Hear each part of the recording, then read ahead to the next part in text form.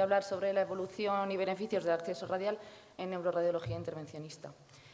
El acceso radial es una técnica de abordaje vascular que consiste en la punción de la arteria radial para realizar procedimientos endovasculares y, aunque inicialmente se desarrolló y popularizó en el ámbito de la cardiología intervencionista, con el paso del tiempo ha ido ganando popularidad en otras disciplinas, incluida en la neuroradiología intervencionista, tanto para procedimientos diagnósticos como terapéuticos, lo cual se ha conseguido gracias a la mejora de dispositivos y técnicas, ofreciendo así una alternativa al acceso femoral.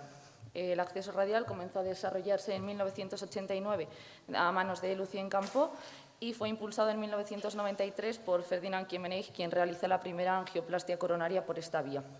En cambio, pues los primeros casos de neurointervención intracraneal transradial se publicaron en 2003 y 2004 y hoy el acceso radial es una alternativa consolidada al femoral y en muchos centros la primera elección para procedimientos neurovasculares.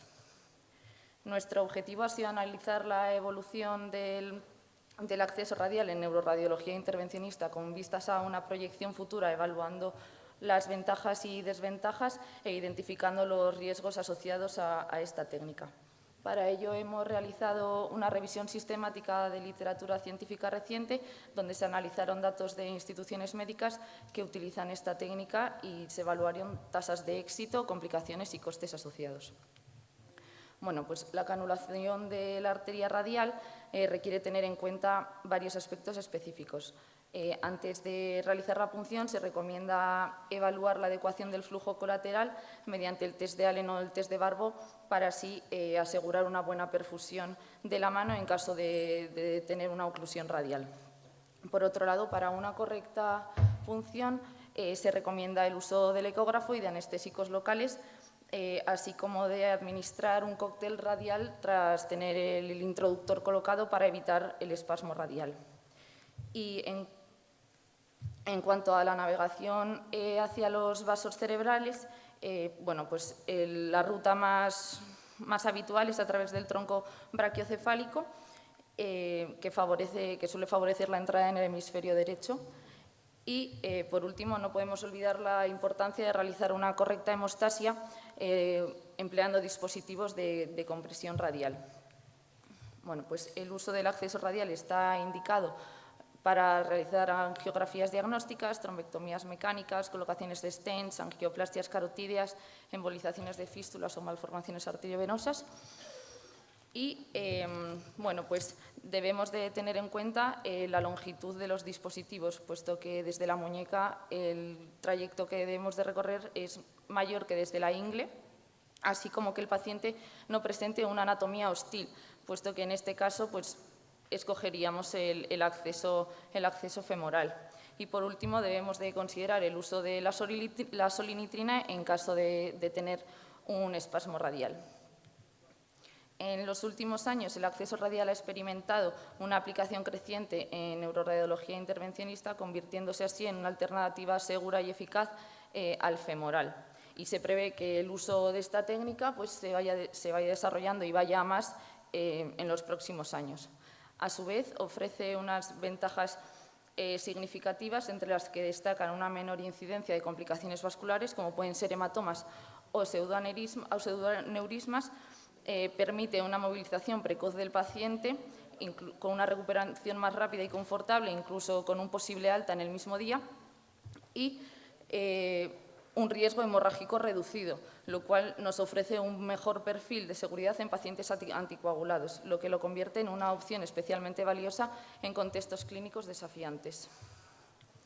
Por todo ello, para garantizar el éxito del procedimiento es importante valorar los rasgos anatómicos del paciente y nosotros hemos querido darle especial importancia a emplear un diámetro óptimo de arteria radial para su punción, puesto que en diámetros pequeños pues, aumenta el riesgo de espasmo, oclusión o complicaciones técnicas en el procedimiento.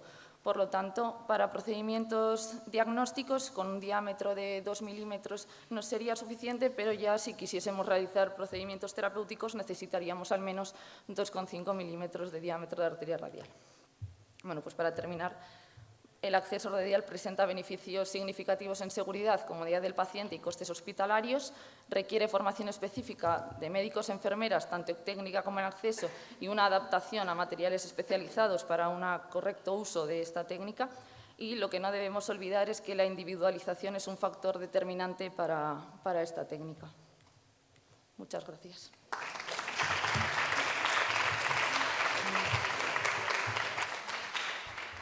No sé si tenéis alguna pregunta. Ahora ya estáis cansados, ¿eh? Ya no hay preguntas, ¿eh? Yo sí que tengo una. ¿Quién hace la valoración de la arteria radial? ¿Enfermería o los médicos? Normalmente la solemos hacer nosotros. Cuando hacemos el checklist, es verdad que el radiólogo nos dice si tiene intención de ir por la arteria radial o por femoral, y entonces nosotros, cuando hablamos con el paciente, solemos hacer el test de Allen. Hay veces que también lo repite él, o sea, igual hacemos 3 veces la comprobación, incluso cuando pasamos a sala con el Pulsi hacemos el test de Barbo. Entonces solemos hacer una comprobación y últimamente pues jugueteamos un poco también con el eco y solemos medir el diámetro de la arteria, si han decidido que vamos a ir por la arteria radial. Muy bien. ¿No más preguntas? ¿Nos animáis?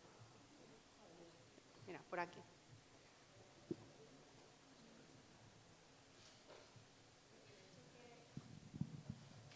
¿El hecho de medir el diámetro de la arteria radial hace que descartéis a algunos pacientes? No descartamos el paciente, pero sí que podríamos descartar el acceso por vía radial y escogeríamos el femoral. Al final es importante el diámetro para depende de qué cosas. Una diagnóstica pues igual sí que nos permite tener un diámetro más pequeño, pero si queremos ya realizar tratamientos terapéuticos en los que necesitamos catéteres con más calibre, pues no podemos emplear esa vía. ¿Y hacéis un control post-procedimiento? No, nosotros no hacemos control. Sí que ellos lo tienen en cuenta, o sea, los radiólogos cuando vuelven a sala sí que tenemos un programa en el que ponemos por dónde hemos accedido las últimas veces y ellos sí que saben por dónde han accedido si ese paciente ha estado con nosotros anteriormente, pero no hacemos ningún control. Gracias.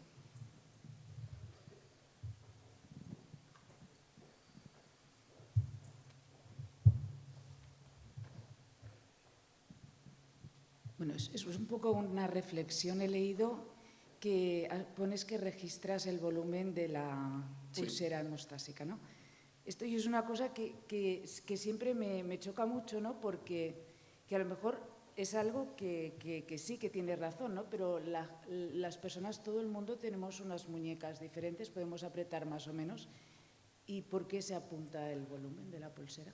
Porque para realizar, o sea, usamos unas pulseras de compresión radial en la que tenemos en cuenta la tensión arterial del paciente en el momento en el que vamos a realizar el inflado. Entonces lo registramos en una hoja porque no vamos a ser nosotros los que vamos a deshincharla. Entonces lo registramos tanto en la historia en el ordenador, tanto lo metemos con la historia física del paciente en un papel y apuntamos la hora a la que se ha hinchado para luego realizar la descompresión y el volumen al que lo hemos hinchado, porque el protocolo que tenemos va según el volumen con el que hayamos hinchado, se va deshinchando esa banda de compresión. Entonces, pero tenemos en cuenta la tensión arterial del paciente en el momento en el que le vamos a quitar ese introductor.